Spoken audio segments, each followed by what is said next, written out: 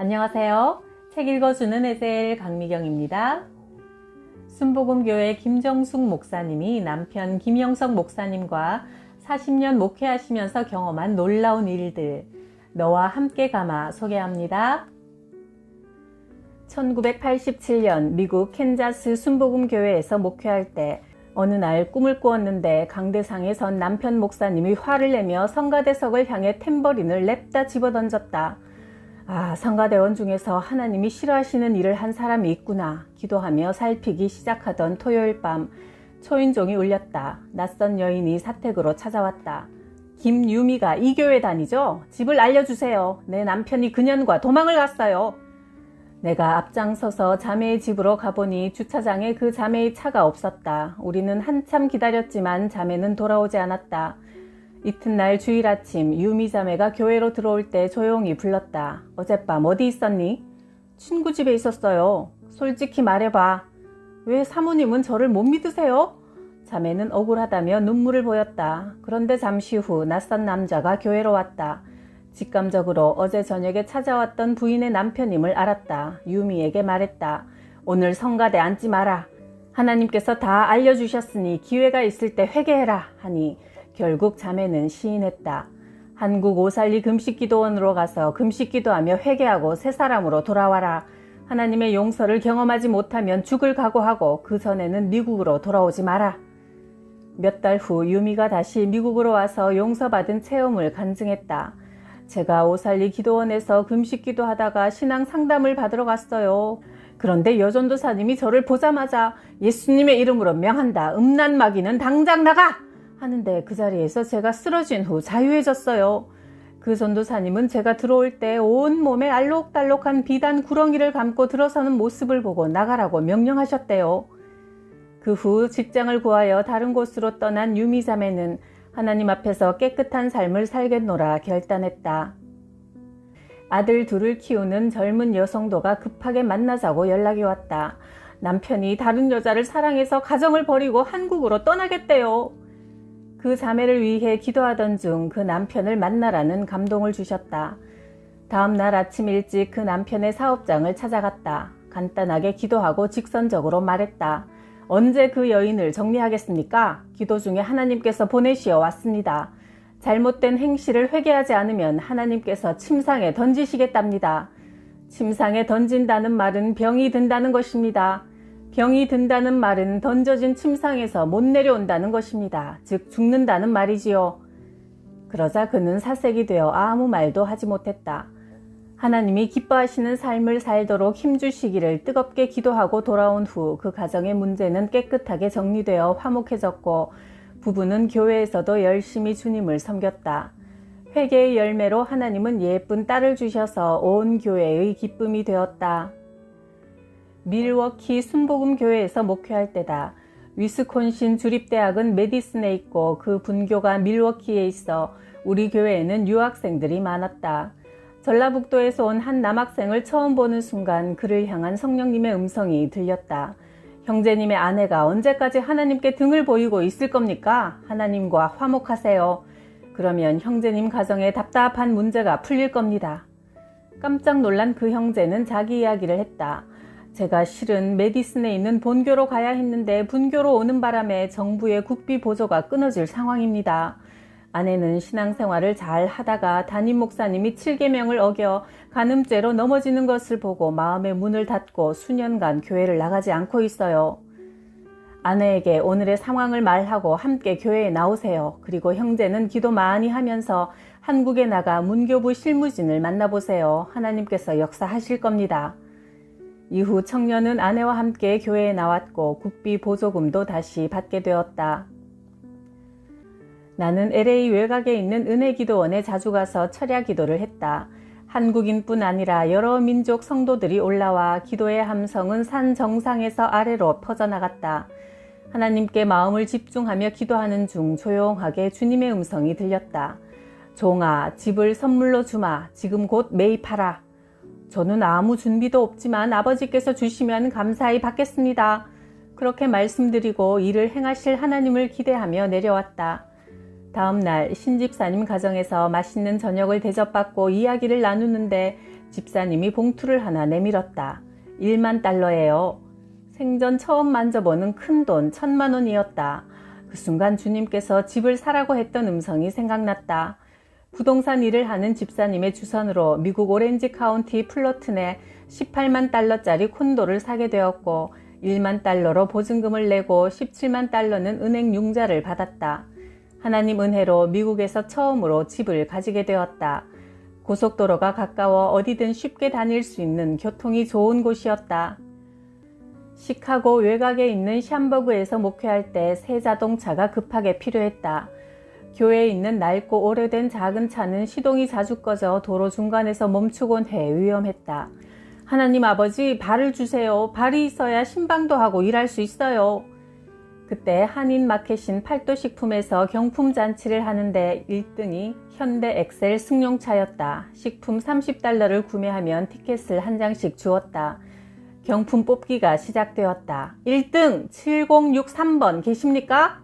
할렐루야, 우리가 당첨되었다. 그동안 교회 광고를 신문에 내고 싶어도 비용이 비싸서 못했는데 자동차가 당첨되자 3대 일간지 신문 기자들이 자동차 앞에 남편을 세워놓고 사진을 찍고는 교회 안내까지 자세하게 실어주었다. 서울 여의도 순복음교회에서는 1년에 한 번씩 선교대회를 열어 선교사들을 초청했다. 남편은 기도하여 비행기표를 받으면 보내주겠다고 했다. 하나님, 한국 가는 경비를 주세요. 기도하던 어느 날 저녁 윤 권사님이 연락도 없이 사택 문 앞에 서 있었다. 제가 오늘 장사를 끝낸 후 너무 시간이 늦어서 은행에 수익금을 입금하지 못하고 집으로 가는데 자꾸 사택으로 가보라는 마음이 들어서요. 오늘 장사하여 번 돈을 사모님께 드리라는 감동이 강하게 왔어요. 하며 봉투를 건네셨다. 나는 감사한 마음으로 저녁을 대접하고 자초지종을 이야기했더니 권사님은 성령님의 감동하심에 순종하게 되어 매우 기뻐하셨다. 결혼 전 고향 거제도 기도원에 자주 올라가서 기도에 힘썼다. 기도원으로 올라가는 길에 절이 하나 있었다. 나는 노자산 절간 스님이 예수님을 믿고 구원받게 해달라고 매일 기도했다. 어느 겨울 기도원 예배당에 들어서니 뒤쪽 구석에 여자 스님이 앉아 있었다. 나는 할렐루야를 외치며 기도했다. 하나님, 오늘 밤은 스님의 밤이 되게 해주세요. 예배 중에 갑자기 뒤에서 아이고 하는 소리와 함께 스님이 앉은 자세로 방방 뛰면서 승복을 입은 채로 절규하듯 하나님 아버지를 부르는 모습에 모인 우리의 가슴에도 성령불이 붙었다. 스님은 간증을 들려주었다. 밤마다 잠을 자려 하면 큰 짐승 같은 것이 절간의 벽을 쿵쿵 치는데 무서워서 잠을 잘 수 없었어요. 그래서 기도원으로 내려와 잠을 좀 재워달라고 부탁하니 원장님은 재워주는 대신 기도원에서 드리는 저녁 예배에 참석하라고 조건을 달았지요. 제가 사실은 중2 되기 전에 교회 집사로 잘 살았습니다. 그러다가 남편의 변심으로 이혼을 하게 되었고 위자료 받은 돈으로 저를 매입하여 주지가 되었지요. 세상과 인연을 끊고 깊은 산중으로 하나님의 눈을 피하여 숨어 들어왔는데 하나님께 들켜버렸네요. 절간은 기도원에 헌납되어 숙소로 변하고 승복 대신 한복을 곱게 차려입은 스님은 루디아라는 이름으로 개명했다. 훗날 루디아는 산을 내려가서 옛집 주변을 서성이다가 그 자리에서 우연히 남편을 만났다. 남편은 아내를 찾아 방방곡곡 다녀도 찾을 수가 없어 예전에 살던 집을 한 번 더 보고 싶어 찾아갔는데 그곳에서 루디아를 영화처럼 만난 것이다. 소설 같은 실화, 이 모든 것은 하나님이 연출하신 드라마였다. 1977년 남편 김영석 목사는 서울에서 성북 순복음교회를 개척했다. 1년쯤 지난 어느 날 기도를 하다가 임지를 옮기라는 하나님의 음성을 들었다고 했다. 나는 놀라서 지난밤 내가 꾼 꿈 이야기를 했다. 내가 처녀 시절 자주 다녔던 고향 거제도의 기도원 원장님이 내 머리에 손을 얹고 이런 기도를 하셨어요. 대구로 가라. 그리고 내년 이맘때면 아들을 낳아 가슴에 안으리라. 그래서 내가 딸 지혜가 아직 어린데 또 아이가 있으면 난 어떡해요? 말대답을 하니 다시 말씀하셨어요. 아이를 낳으면 내가 키울 사람을 보내주리라. 남편과 아침에 이런 이야기를 나누고 있는데 목사님 계십니까? 하며 누군가 찾아왔다. 여의도 순복음교회에 다니면서 저녁 예배만 우리 교회에 나오는 권사님이 우리를 찾아온 이유를 말했다. 우리 가정은 원래 불교를 섬겼는데 남편이 60세 때 세포 조직이 죽어가는 병이 들어 조용기 목사님의 안수기도를 받고 병이 나았습니다. 그래서 고향 대구에 순복음교회를 세우고 싶으니 함께 가서 개척을 합시다. 그동안 저녁 예배에 참석하면서 목사님을 쭉 지켜보았는데 얼마 전 설교 중 마침 정전이 되었을 때 목사님이 전혀 당황하지 않으시고 설교는 제가 하니 불이 없어도 여러분은 듣기만 하면 됩니다 라고 하시며 흔들림 없이 설교를 이어가시는 모습을 보고 함께 개척해도 되겠구나 하는 신뢰가 생겼습니다. 남편과 대구 이야기를 나눈 지 불과 몇 시간 후에 우리는 실제로 대구 이야기를 듣고 있었다. 우리는 하나님의 섭리를 느끼며 순종하여 대구로 갔다. 1978년 대구 봉덕동에 대구 순복음 제1교회가 세워졌다. 서울에서 대구로 오기 전 꿈에서 받은 예언처럼 태중에 아기가 생겼다. 남편은 내가 아직 젊을 때 장기 금식 기도를 해서 능력 있는 종이 되어야겠다며 30일을 작정하고 오살리 금식 기도원에 들어갔다. 딸 지혜는 업어달라고 보채고 나는 심한 입덧으로 몸은 말라갔지만 개척교회 예배와 신방을 모두 내가 맡아야 했다. 지쳐있던 어느 날 지나가던 할머니 한 분이 들어오셨다. 내가 아들과 둘이 살다가 아들이 군대에 갔어요. 제대할 때까지만 아기를 봐줄 테니 밥만 먹여주시오. 예언의 말씀대로 하나님은 아이와 키울 사람을 모두 보내주신 것이다. 나는 하나님의 약속을 믿고 사람들에게 뱃속 아기가 아들이라고 선포하며 다녔다. 시어머니는 딸 둘을 낳았으니 세 번째도 딸이기 쉬운데 큰소리 친다고 나무라셨다. 1979년 대구 제1산부인과에서 출산을 했다. 간호사가 아들입니다 하는 소리를 듣는 순간 나는 속으로 외쳤다. 주님, 그러실 줄 알았습니다. 어린 시절 거제도에서 살 때 가끔 비행기가 굉음을 내며 지나가면 하나님 아버지, 나도 비행기 태워주세요. 이 섬촌을 벗어나 새로운 세계를 보고 싶어요. 복음 들고 세계를 비행하게 해주세요. 간절히 기도하곤 했다. 세월이 흘러 1977년 대구에서 목회할 때 소녀 시절 외로울 때마다 찾아갔던 거제도 기도원에 오랜만에 다시 가보았더니 아직도 전화기가 없었다. 기도원에 전화기를 놓아드리니 원장님이 안수기도를 해주셨다. 하나님께서 이 가정을 미국으로 보낼 테니 기도로 준비하세요. 그 후 어느 날 남편이 말했다. 오늘 새벽 기도 중에 미국으로 떠날 준비를 하라고 하셨어. 우리는 미국에 아무런 연고가 없었다. 과연 어떤 방법으로 하나님이 인도하실지 궁금했다.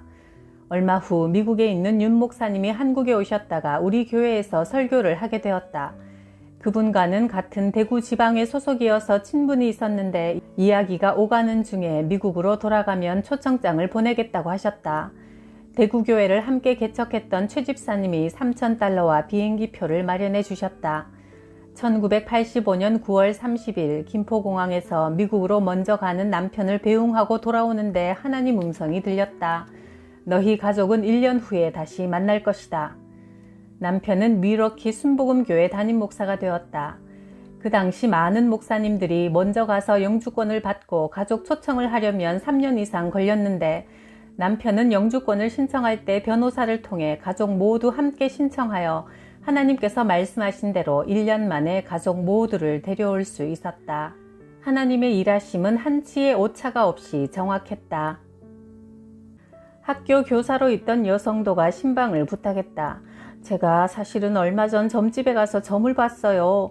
점괘를 믿고 학교에 사표를 냈는데 이후 신문사 국장으로 잘 있던 남편도 갑자기 실업자가 되었어요. 예배하고 기도드리는 가운데 교회에 나오지 않는 그의 남편에게 이런 말씀이 선포되었다. 너 자살하려고 하는구나. 죽지 말고 예수를 믿어라. 네 인생을 내가 인도하리라. 그 남편이 깜짝 놀랐다. 사실 너무 힘이 들어 아무에게도 말하지 않고 조용히 생을 끝내려고 마음먹고 있었습니다. 그는 예수님을 영접했고 아내와 함께 교회에 나오기 시작했다.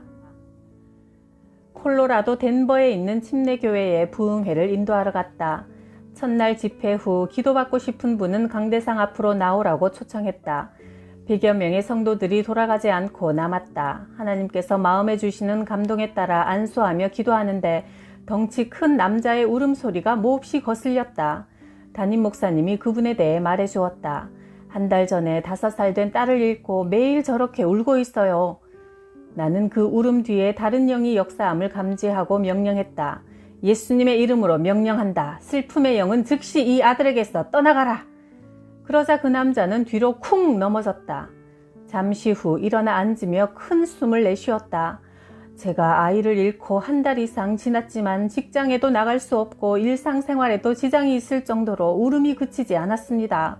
처음에는 아이에 대한 사랑 때문이라고 생각했는데 목사님이 슬픔의 영은 떠나가라고 기도하실 때 가슴을 짓누르던 무거운 것이 연기처럼 빠져나가는 게 느껴졌고 지금은 마음이 가벼워졌어요. 간증하는 그의 얼굴이 환했다. 귀신들은 하나님을 직접 대적할 수 없으니 하나님의 형상을 입은 사람들, 특히 하나님께서 사랑하시는 성도들을 계속 공격한다. 어느 날 여자 집사님이 찾아와 상담했다. 자꾸 귀에서 누가 속삭여요. 퇴근 후 운전하며 집으로 돌아오는데 중앙분리대를 들이받아라 하는 소리에 며칠 시달리다가 목사님을 만나야겠다고 생각하니 가지 마라. 너 시어머니 때문에 고생 많이 했지? 그 목사도 너의 시어머니처럼 경상도 사람이고 똑같다. 그 목사 만나지 마라고 해서 이상하여 찾아왔어요. 기도실에 둘이 앉아 기도를 시작했다. 예수님의 이름으로 명령한다. 이 여인을 괴롭히는 너는 누구냐? 정체를 밝히고 나와라. 죽음의 영아, 예수님의 핏값으로 산 딸을 괴롭히지 마라. 그 순간 집사님이 엄마 살려줘! 엄마 살려줘! 하며 아기처럼 행동했다. 여인이 낙태를 많이 했을 거라는 생각이 들어 기도를 멈추고 물어보니 예, 맞아요 라고 시인했다. 하나님이 주신 귀한 생명을 여러 번 죽인 죄를 함께 회개하고 예수님의 보혈로 주홍같이 붉은 죄를 흰눈처럼 덮어주셨음을 선포했다. 몇 시간 동안 울면서 찬양하고 기도하자 사망으로 끌고 가려는 어둠의 영은 떠나가고 집사님은 자유를 얻었다.